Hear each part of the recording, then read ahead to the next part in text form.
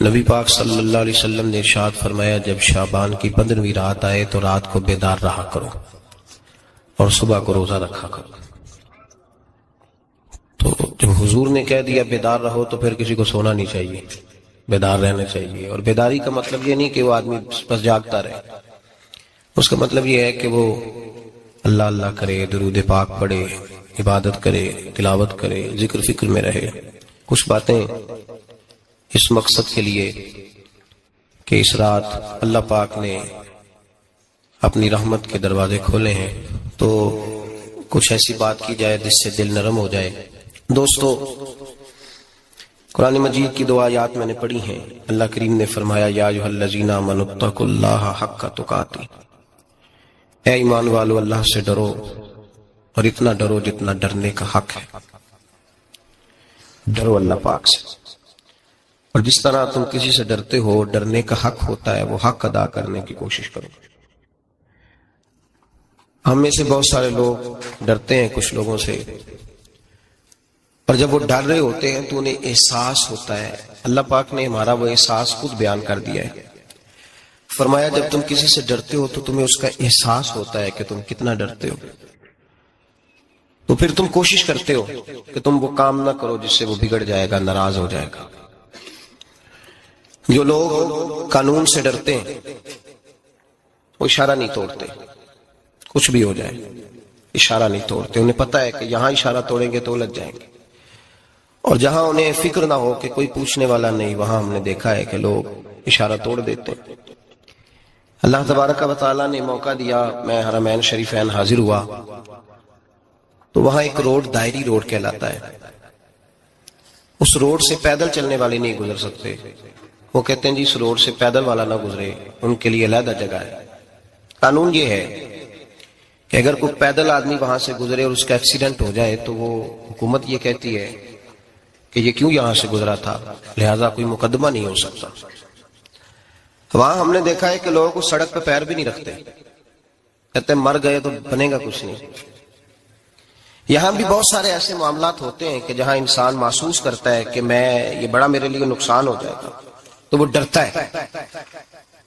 ایک چھوٹی سی بات ہے کہ رات کو کوئی آدمی اپنا دروازہ کھلا رکھ کے نہیں سوتا، حالانکہ کوئی حرج نہیں، کبھی کھلا رہ بھی جاتا ہے، اور اگر کبھی رہ جائے تو جس کی ذمہ داری بند کرنے کی ہو اس کے ساتھ پھر جو رویہ ہوتا ہے گھر والوں کا، یہ خوف ہے ہمارا اندر کا، تو بڑی شدت کے ساتھ ہم اس شخص کو سخت سست کہتے ہیں، ڈانٹتے ہیں، کہتے ہیں تو نے خیال ہی نہیں کیا، جمع پونجی لٹ جاتی تو یہ خوف ہے، یہ ہمارا اندر کا یہ خوف ہے۔ آپ بازار میں جائیں تو درجنوں لوگوں نے گن مین بٹھائے ہوئے ہیں، ان کا دل نہیں کرتا کہ اضافی تنخواہ دی جائے، کیا مطلب ہے ایک آدمی کو اضافی پیسے دینے کا، لیکن وہاں آدمی بٹھایا جاتا ہے، اس کو تنخواہ دی جاتی ہے، اس کی روٹی کا بندوبست کیا جاتا ہے، اس کے سارے ضروریات زندگی کا خیال رکھا جاتا ہے، اور پس منظر یہ ہوتا ہے کہ ڈر لگتا ہے اگر یہ شخص نہ ہوا تو ہماری چوری ہو جائے گی۔ اللہ فرماتے ہیں کہ تو جہاں سے ڈرتا ہے تجھے پتا ہے، تو اس طرح کر کہ مجھ سے بھی اتنا ڈر جتنا ڈرنے کا حق ہے۔ یہ جھوٹ موٹ کا ڈراوا نہ پیدا کر کے اوہ اللہ معاف کرے جی، اچھا جناب ڈرتے ہیں آپ اللہ تعالیٰ سے، آپ نے تو کانوں کو ہاتھ لگائے، تو پھر آپ کیا کر رہے ہیں؟ اللہ معاف کرے جی میں تو بات نہیں کرتا، بس 2-4 آدمیوں کی پگڑی اچھالوں گا، اس سے زیادہ نہیں، ڈر لگتا ہے جی بات کرتے ہوئے، 15-20 آدمی بس میرے قابو آئیں گے۔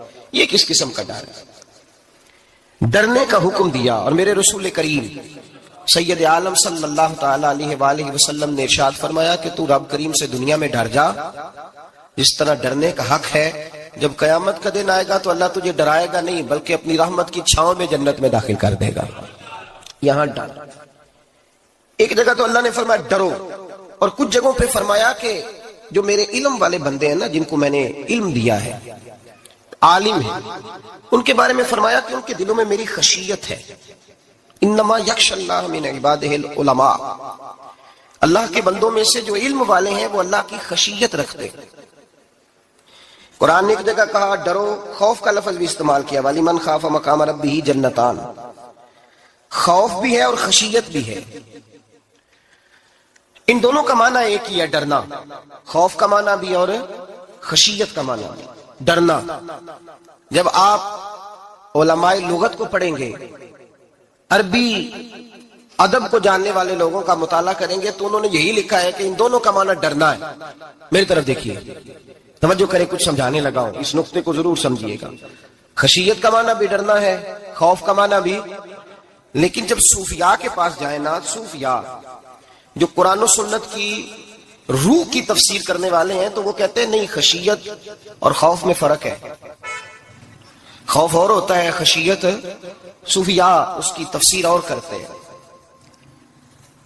وہ کہتے ہیں خوف بھی ہوتا ہے اور خشیت بھی ہوتی ہے, الگ الگ چیزیں ہیں, ایک نہیں. بڑی خوبصورت بات ہے, اگر آپ سمجھ گئے تو آپ کو فائدہ دے گی.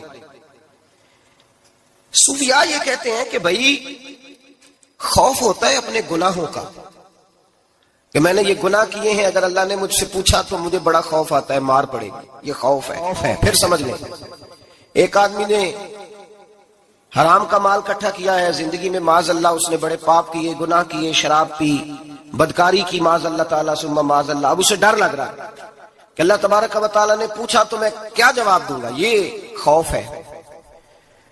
اور خشیت یہ ہے کہ ایک آدمی سارا دن نماز پڑھتا ہے, روزہ رکھتا ہے, عبادت کرتا ہے, اللہ کو یاد کرتا ہے, پھر بھی ڈرتا ہے. یہ خشیت ہے, یہ خشیت ہے. جو گناہوں سے ڈرے وہ خوف ہے, اور جو رب کی ناراضگی سے ڈرے وہ خشیت ہے. جو کہے یار میرا رب کہیں ناراض نہ ہو جائے, میرا رب کہیں مجھ سے. بڑی خوبصورت مثال دی. میں نے اپنے صاحب سے پوچھا کہ حضور یہ مسئلہ کیا ہے, تو فرمانے لگے ایک بادشاہ نے ایک غریب کی بیٹی اسے پسند آ گئی تھی, تو اس نے عزت کے ساتھ اس سے شادی کر لی, رشتہ بھیج کے وقار کے ساتھ. بیٹی کا باپ اپنی بیٹی کے مقدر پر رشک کرنے لگا کہ میری بیٹی کو بادشاہ نے پسند کیا ہے, بادشاہ کے شہزادے نے رشتہ بھیج دیا ہے. شہزادہ بیاہ کے لے گیا بیٹی کو. 20 کنیز آئے, نوکرانیاں اس عورت کی خدمت کرنے پہ لگی ہوئی ہیں, اس کا ہر حکم ماننے کو تیار ہے. لیکن وہ بی بی سویرے بھی رو پڑتی ہے اور شام کو بھی رو پڑتی ہے, روتی رہتی ہے. اس سے کسی نے پوچھ لیا کہ بی بی تو روتی کیوں ہے, 20 کنیز آئے ہیں, گھر میں سکون ہے, ہر شے ہے, تو روتی کیوں ہے؟ تو وہ کہنے لگی اصل بات یہ ہے کہ جو کچھ مجھے ملا ہے میں اس کے قابل نہیں تھی, تو میں ڈرتی ہوں میرا سائیں کہیں ناراض نہ ہو جائے, وہ ناراض نہ ہو جائے, میں قابل نہیں تھی, میری اوقات نہیں تھی. یہ من آنم کے من دانم, میں جو ہوں اس کا مجھے پتا تو ہے. اس نے میری حیثیت سے, میری اوقات سے, میرے ظرف سے, میری محنت سے بڑا بڑھ کے مجھے عطا کر دیا. میری چونکہ اوقات سے زیادہ دے دیا تو میں ڈرتی ہوں وہ ناراض نہ ہو جائے, کہیں میری یہ کھیل, یہ جو میں نے گھونسلہ بنایا ہے, یہ کہیں میرا ٹوٹ نہ جائے. میرے بھائی, میرے رسول کریم سید عالم صلی اللہ علیہ وسلم کے امت کے اولیاء, صلحاء, صوفیاء, اتقیاء, صحابہ, اہل بیت, یہ لوگ جب روتے تھے تو یہ کوئی اس لیے نہیں روتے تھے کہ یہ آج دوپہر کو چینی میں ملاوٹ کر کے آئے ہیں تو اس لیے رو رہے ہیں رات کو. اس لیے نہیں روتے تھے کہ آج انہوں نے جو شکر بیچی ہے اس شکر کے اندر بورا ملایا ہوا تھا. اس لیے نہیں رو رہے کہ آج 10, 15, 20 لاکھ رشوت کا مال بینک میں جمع کر, اس لیے تھوڑی روتے تھے. یہ تو اس لیے روتے تھے کہ اللہ تو نے بڑا کچھ عطا کیا ہے, کہیں ہم سے ناراض نہ ہو جانا. یہ تو اس کی خشیت میں رو رہے تھے. حضرت داؤد طائی رحمت اللہ تعالی علیہ, حضرت امام جعفر صادق جو نبی پاک صلی اللہ علیہ وسلم کے نواسے, جناب داؤد طائی کی ملاقات ہوئی تو امام جعفر صادق حضور کے نواسے عرض کرنے لگے, داؤد طائی یار میری بخشش کی دعا کرنا, رب مجھے معاف کر دے. تو حضرت داؤد طائی رحمت اللہ علیہ فرمان لگے, امام صاحب آپ حضور کے نواسے ہیں, میں نے دعا کرنی ہے کہ آپ نے میرے لیے کرنی ہے. تو حضرت امام جعفر صادق رو پڑے, کہنے لگے یار تو نہیں کرنی ہے, اور اسی لیے تو تجھ سے دعا کرا رہا ہوں کہ کہیں ایسا نہ ہو نانا مصطفیٰ کی بارگاہ میں جاؤں تو وہ مجھے کہیں کہ میں کس طرح کا تھا, تو کس طرح کا بن کے آیا ہے. یہی تو دعا کرانی ہے کہ میرے لیے دعا کر. جو جتنا بڑا ہوتا تھا نا اتنی زیادہ خشیت ہوتی. اور گناہگار کے تو اللہ تبارک و تعالیٰ بعضوں کا سزا دیتا ہے, آنسو سلب ہو جاتے ہیں. اس کو تو اپنے گناہوں پہ رونا ہی نہیں آتا. وہ تو روتا ہے بچہ نہ ہو تب روتا ہے, وہ تو روتا ہے پیسے نہ ہو تب روتا ہے, وہ تو اس وقت روتا ہے جب اس کا مال چلا جائے. اس کو تو بعضوں کا, گناہگار کو تو بعضوں کا سزا ملتی. اللہ فرماتے تو دنیا کے لیے روئے گا, میرے لیے نہیں رو سکتا. اور جو رب کریم کے بندے ہوتے ہیں انہیں اللہ کہتا ہے تو دنیا سے بے نیاز ہے، تیری آنکھ سے آنسو جب بھی ٹپکے یا میرے لیے ٹپکنا چاہیے یا محمد مصطفیٰ کے لیے ٹپکنا چاہیے۔ آپ اگر اس بات کو تھوڑا سا غور کے ساتھ سمجھے تو تمام اولیاء صلحات کیا یہ رو رہے ہیں، تڑپ رہے ہیں، کیا اس کی وجہ تھی؟ نمازیں کم رہ گئی تھی، روزوں میں کمی تھی، فرائض ادا نہیں کرتے تھے کہ رویا کرتے تھے؟ کیوں روتے تھے؟ حضرت سیدنا عمر فاروق رضی اللہ تعالیٰ عنہ کے بارے میں صحابہ کہتے ہیں جناب عمر فاروق جب نماز پڑھاتے اتنا رویا کرتے تھے کہ 7ویں صف تک ان کے رونے کی آواز جایا کرتی، 7ویں صف تک ان کے رونے کی آواز جاتی۔ ہم لوگ بن کے بیٹھ گئے ہیں، ہم یہ سمجھتے نہیں کہ ہماری حیثیت کیا تھی اور رب کریم نے ہمیں نوازا کیا ہے۔ آپ پڑھیے کتابیں، میرے رسول پاک صلی اللہ علیہ وسلم فرماتے ہیں میرا عمر جس گلی سے گزرے شیطان رستہ بدل جاتا ہے۔ نبی پاک فرماتے ہیں میرا عمر جب تک دنیا میں رہے گا دوزخ کو تالا لگا رہے گا۔ اس صاحب عزد الغابہ نے لکھا ہے نبی پاک صلی اللہ علیہ وسلم نے حضرت جبریل امین کو بلایا، فرمایا چل میرے عمر کی شان بیان کر۔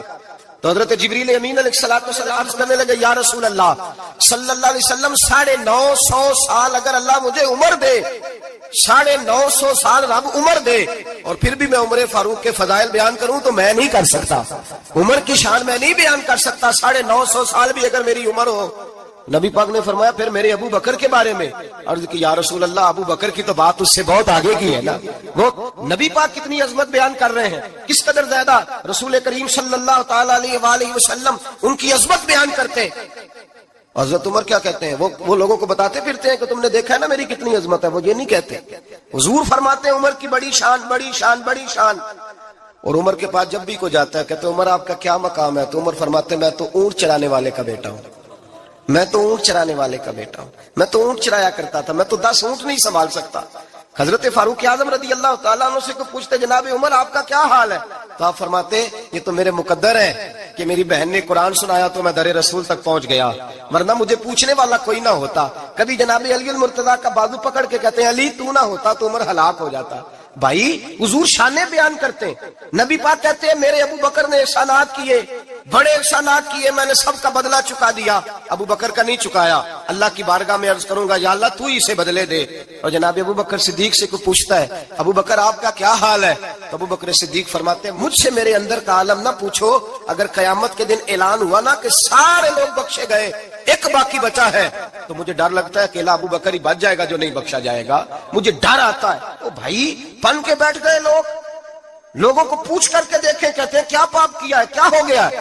خشیت سے کانپتی ہوئی روحیں، تڑپتے ہوئے میرے رسول پاک کے غلام، اولیاء اللہ صوفیاء کرام کے رونگٹے کھڑے ہیں رب کریم کے خوف سے، جو جتنا مالک کو جانتا ہے اتنا کانپ رہا ہے، اتنا ڈر رہا ہے، جس کی آنکھوں سے آنسو خشک ہے، مطلب یہ ہے یہ رب کو جانتا ہی نہیں، اسے کیا خبر اس کا جلال کتنا ہے، اسے کیا خبر اس کا عذاب کتنا ہے، تو کیا جانے ان بطش ربک لشدید، جب وہ پکڑتا ہے تو بڑا سخت پکڑتا ہے۔ حضرت عثمان غنی کو 3 دفعہ میرے نبی پاک نے فرمایا جنتی ہے، جنتی ہے، العثمان فی الجنہ، العثمان فی الجنہ، العثمان فی الجنہ، 3 دفعہ حضور نے جنت کی بشارت دی۔ میرے مصطفیٰ کریم نے فرمایا میرا عثمان گلی سے گزرے تو فرشتے بھی اس کی حیا کرتے ہیں۔ جناب عثمان غنی جن کو میرے نبی نے 2 بیٹیاں دے کے کہا عثمان میری 100 بیٹی بھی ہوتی، ایک کے بعد دوسری انتقال کرتی جاتی تو میں ساری تیرے نکاح میں دے دیتا۔ وہی حضرت عثمان غنی قبر پہ کھڑے ہیں حضور کے وصال کے بعد، ایک قبر پہ کھڑے، آنکھوں سے آنسو جاری ہے، داڑھی ساری آنسوؤں سے بھر گئی ہے، روتے ہی جاتے ہیں، روتے ہی جاتے ہیں۔ غلام کہتا عثمان یار رونا ہمیں چاہیے، رونا ہمیں چاہیے، جن کو کوئی بشارت نہیں اور آپ کو تو 3 بشارتیں، روتے کیوں ہو؟ جناب عثمان غنی فرمانے لگے جس مصطفیٰ نے مجھے جنت کی بشارت دی اسی رسول نے فرمایا تھا قبر آخرت کی منزلوں میں سے پہلی منزل ہے، آخرت کی منزلوں میں سے پہلی منزل۔ سوچتا ہوں اگر رب کریم نے عثمان سے حساب پوچھ لیا حساب کیسے دینا ہے، میرے مصطفیٰ کریم نے، یہ تو بات ہے نا جناب عمر کی، یہ تو بات ہے حضرت عمر کی، حضرت ابو بکر کی، جناب عثمان غنی کی۔ اور جس شیر خدا کے بارے میں نبی پاک نے فرمایا علی منی وانا من علی، فرمایا علی اور میں 2 نہیں، میں علی ہوں اور علی میں ہے۔ جن کو فرمایا من کنت مولا ہوں فہذا علی مولا، جس کا میں مولا اس کا علی بھی، اس کا علی بھی، جس مولا علی شیر خدا کو یہ درجہ دیا۔ ولی المرتضیٰ اٹھے ہیں، نماز کا وضو کیا ہے، مصلی کی جانب جانے لگے تو جناب علی کا وجود تھر تھر کانپنے لگا، تھر تھر چھم چھم آنسو برسنے لگے۔ حضرت سیدنا امام حسن آگے بڑھے، ابا جی کیا ہوا؟ فرمایا حسن ڈر رہا ہوں، मालिक की बारगाह में जा रहा हूं, कहीं रब अली को धुतकार ही ना दे, कहीं मालिक अली से हिसाब ही ना पूछ ले, कहीं अल्लाह तबारक व तआला नाराजगी की नजर से ना देखे। ओ भाई, हम लोग इतने दलेर, इतने तगड़े, इतने स्याह, इतने अक्लमंद, इतने गुनाहों के पीछे पहाड़ हैं, कि मजाल है कोई एक कतरा वो आंसू जो हमने संभाल के रखे हैं दुनियादारी पे बहाने के लिए। कभी अपना हिसाब कर, कभी सोच। रोज शिकवा करता है, कहता है मेरे पास पैसे नहीं, गाड़ी नहीं, कार नहीं, कोठी नहीं, सरमाया नहीं। कभी सोच, जो कुछ है अगर रब करीम मेरे और आपके अमाल देखे तो हमारी हैसियत है कि वो सारा कुछ हमें दिया जाता, हमारी औकात थी कि वो हमें दिया जाता जो उसने दिया है। टटोल के देखें, उम्र गुजर गई, शिकवे करते, जरा पलट के देखें। अगर हमारे गुनाह और हमारी नेकियां इकट्ठी की जाएं तो हम जजा वाले नहीं, सजा वाले निकलते हैं माज़ अल्लाह। महमूद गजनवी बड़ा प्यार करते थे अय्याज के साथ, बड़ा प्यार करते थे, नवाजा करते थे। रोज कोई ना कोई तोहफा मिलता था अय्याज को। कुछ हसद करने वालों ने कहा, महमूद तू इसे तोहफे देता है और ये जंगल में असला इकट्ठा कर रहा है, ये तेरे खिलाफ अलहदा से फौज तैयार कर रहा है, कुछ वक्त आएगा ये तुझे छोड़ के अलहदा से बादशाही का दावा कर देगा। महमूद गजनवी कहने लगे, ये किस तरह की बात? क्या तुम्हें पता है कि अय्याज असर से लेकर इशात तक कहाँ रहता है? महमूद कहने लगे, यार वाकई मैंने कभी पूछा तो नहीं। शक का बीज बो दिया, शक का बीज बो दिया। महमूद गजनवी कहने लगे, अच्छा आज मैं पीछा करूंगा, तफ्तीश करूंगा, तहकीक करूंगा कहाँ जाता है, तहकीक करूंगा। महमूद गजनवी निकले पीछा करने। असर के बाद अय्याज ने जंगल का रुख किया, महमूद भी पीछे पीछे हो लिए। कहते हैं जंगल के बीच जाके एक झोंपड़ी आई, उस झोंपड़ी के अंदर अय्याज गए, दरवाजा खोला, अंदर चले गए। मुझे बड़ा गुस्सा था कि हर बात मुझे बताता है, ये क्यों नहीं बताई। जब अय्याज अंदर गए तो मैंने जोर जोर से दरवाजा खटखटाया गुस्से के साथ। अय्याज ने दरवाजा खोला, बाहर आए। मैंने कहा पीछे हट। अय्याज पीछे हटे तो मैं अंदर चला गया।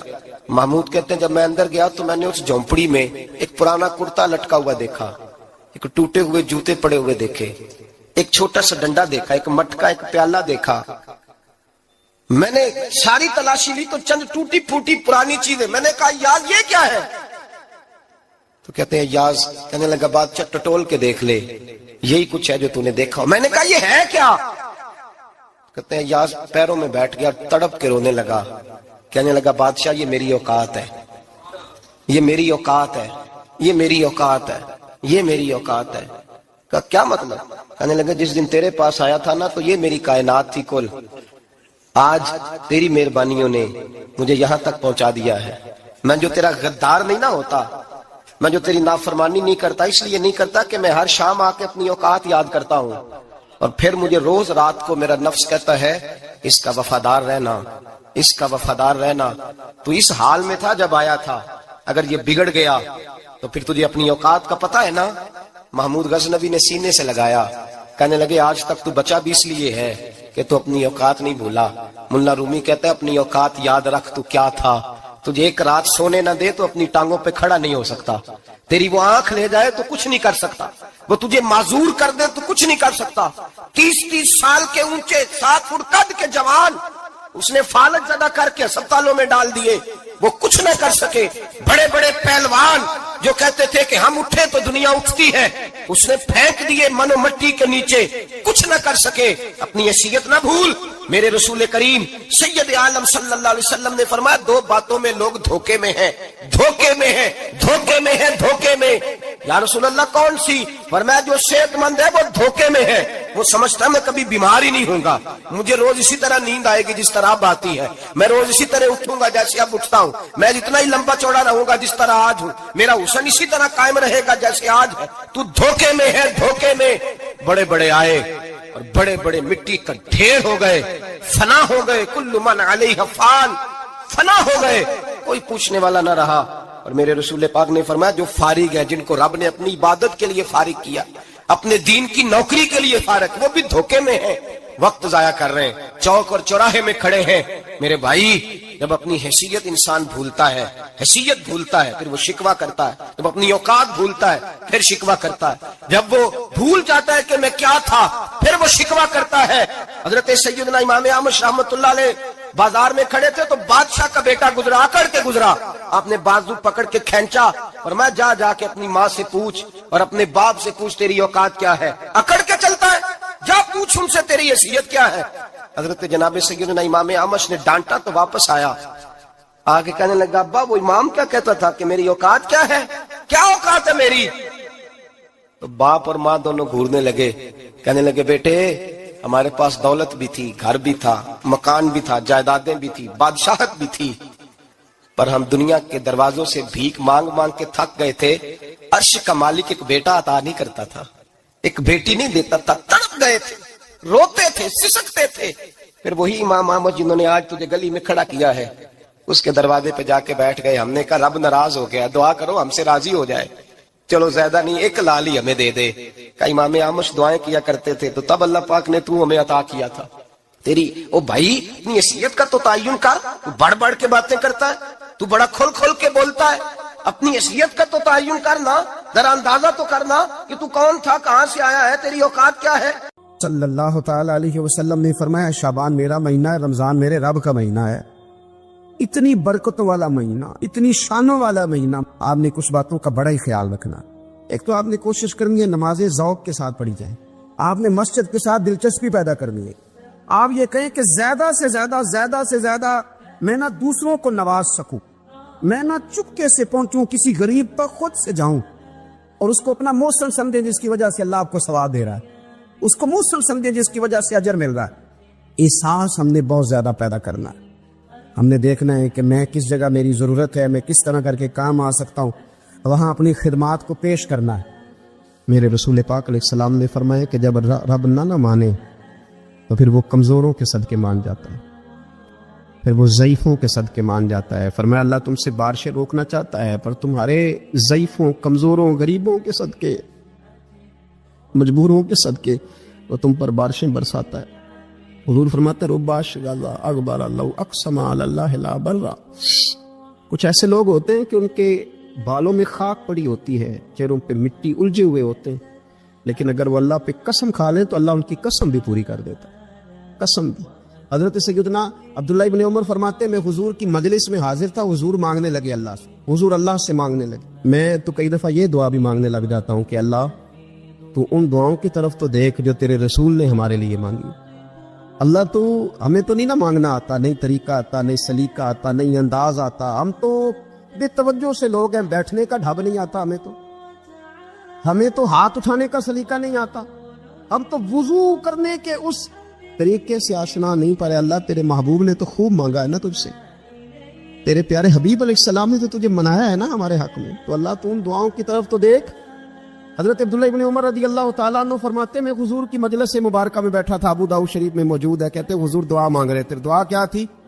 دعا حضور یہ مانگ رہے تھے رب اغفر لی، یا اللہ ہمیں بخش دے، وتب علی، اللہ ہماری توبہ قبول فرما، انک انت التواب الرحیم، بے شک تو توبہ قبول کرنے والا اور رحم کرنے والا۔ حضور دعا مانگ رہے تھے، اے اللہ رب اغفر لی، یا اللہ ہمیں بخش دے، وتب علی، اور ہماری توبہ قبول فرما، انک انت التواب الرحیم، بے شک تو توبہ قبول کرنے والا اور رحم کرنے والا۔ حضرت عبداللہ ابن عمر فرماتے اس ایک دعا کو ایک ہی مجلس میں ایک ہی جگہ بیٹھ کر میرے نبی پاک نے اپنی زبان اطہر سے 100 مرتبہ ادا فرمایا۔ 100 مرتبہ حضور نے یہ لفظ کہے رب اغفر لی وتب علی، رب اغفر لی وتب علی، رب اغفر لی، اے اللہ بخش دے، رحم فرما، وتب علی، بس قبول کر لے نا اب ہماری توبہ، انک انت التواب الرحیم، بے شک تو توبہ قبول کر لیا کرتا ہے، تو رحم فرمایا کرتا ہے۔ ایک ہی مجلس میں 100 دفعہ حضور نے دعا مانگی، دعا مانگ کے پھر دعا مانگی، اور دعا مانگ کے پھر دعا مانگی۔ اللہ کو منایا میرے رسول پاک، حضور نے ہمیں بتلایا اسے مناؤ، اس کی بارگاہ عالی مرتبت میں جھکو، اور حضور نے خود بھی یہ طریقہ ہمارے سامنے بطور سنت کے چھوڑا، اور پھر نبی پاک صلی اللہ علیہ وسلم نے آگے بڑھ کے ہمیں کچھ اور باتیں بھی ارشاد فرمائی۔ حضور نے ہمیں بتلایا کہ پچھلے لوگ اپنے رب کو کیسے مناتے تھے، وہ کس طرح اس کے حضور ناز عرض کرتے تھے۔ حضور نے ہمیں اللہ کو منانے کے طریقے بھی بتلائے، فرمایا جب ماں باپ دعا مانگیں گے اولاد کے حق میں تو وہ مان جائے گا۔ حضور علیہ السلام نے فرمایا جب مسافر دعا مانگے گا تو اللہ مان جائے گا۔ فرمایا میرے رسول کریم نے کہ جب بیمار دعا مانگے گا تو اللہ مان جائے گا۔ اور سید عالم علیہ السلام فرمانے لگے جب تمہارے ضعیف، کمزور، مجبور لوگ دعا مانگیں گے تو اللہ مان جائے گا۔ اور حضور نے فرمایا جب تم فرض ادا کر کے دعا مانگو گے تو اللہ مان جائے گا، اور میرے محبوب نے فرمایا جب پچھلی رات اٹھ کے تم اس کے حضور عرض کرو گے تو وہ تمہاری دعاؤں کو قبول کر لے گا، وہ تمہیں مان جائے گا۔ اور حضور نے ہمیں دن بتائے، فرمایا جمعے والے دن مانگنا مان جائے گا، شب قدر کو مانگ لینا مان جائے گا، شب برات میں دعائیں کرنا وہ مان جائے گا، رمضان کی راتوں میں مانگنا مان جائے گا، قرآن پاک کے ختم کے موقع پر دعا کرنا مان جائے گا۔ طریقے بتلائے۔ اب یہ ہے کہ ہم نے تو مانگنا تھا نا اس کی بارگاہ میں، ہم نے تو حاضر ہونا تھا، ہم نے تو جانا تھا، اب ہم نے آگے بڑھنا ہے، اس کے حضور عرض کرنا ہے۔ حضور نے ہمیں بتلایا، ہمارے پیارے رسول صلی اللہ تعالی علیہ وسلم نے بتلائی کہ جب انسان بہت زیادہ عاجزی کرتا ہے نا، بہت زیادہ عاجزی، تو پھر بھی اللہ مان جاتا ہے۔ جب وہ اس کے حضور بہت عجز کا اظہار کرتا ہے، بہت زیادہ عجز کا اظہار کرتا ہے، وہ ڈر جاتا ہے اس سے، وَلِمَنْ خَافَ مَقَامَ رَبِّهِ جَنَّتَانِ، فرمایا جو میرے سامنے کھڑے ہونے سے ڈرے گا میں اسے 2 جنتیں عطا کروں۔ نبی پاک صلی اللہ علیہ وسلم نے فرمایا، حضرت ابو ہریرہ رضی اللہ تعالیٰ عنہ راوی ہیں، حضور فرماتے ایک شخص مرنے لگا تو اپنے بچوں سے کہنے لگا کہ میں جب مر جاؤں تو مجھے جلا دینا، اور پھر میرے جلے ہوئے وجود کو پیس دینا، پھر مجھے ہوا میں اڑا دینا۔ پتر مجھے اڑا دینا، مجھے بڑا ڈر لگتا ہے، اگر رب نے مجھ سے حساب پوچھا تو میں قابل نہیں ہوں، اڑا دینا مجھے ہواؤں میں، اگر اس نے مجھ سے عذاب لیا تو حساب لیا تو بڑا سخت حساب لے گا۔ حضور فرماتے ہیں، بخاری میں موجود ہے، اس کے بچوں نے اسی طرح کیا، اس کے مرنے کے بعد اسے جلایا، ہوا میں اڑا دیا۔ اللہ کے محبوب فرماتے ہیں رب کریم نے حکم دیا زمین کو کہ اس کے ذرات کو جمع کرو، زمین نے ذرے جمع کیے، خدا نے حکم دیا تو اس کا وجود پھر سے اسی شکل میں آیا۔ تو رب کریم نے فرمایا یہ جو تو نے وصیت کی تو کیوں کی؟ اللہ جانتا ہے کہ نہیں جانتا؟ یہ کی تو کیوں کی؟ تو رو پڑا، کہنے لگا اللہ میرے اندر تو طاقت نہیں تھی تیرے سامنے کھڑا ہو کے حساب دے سکوں، تجھے منانے کے لیے تیرے خوف سے ڈر گیا، میں ڈر گیا۔ اگرچہ ہمارے بزرگوں نے لکھا ہے کہ آج یہ وصیت کرنا، اس رنگ میں یہ طرز اختیار کرنا درست نہیں، لیکن آپ غور فرمائیے کہ نبی پاک علیہ السلام فرماتے ہیں جب اس نے کہا اللہ تجھ سے ڈر کے یہ کیا، تو رب کریم نے فرمایا جا پھر میں نے تیری مغفرت کر دی۔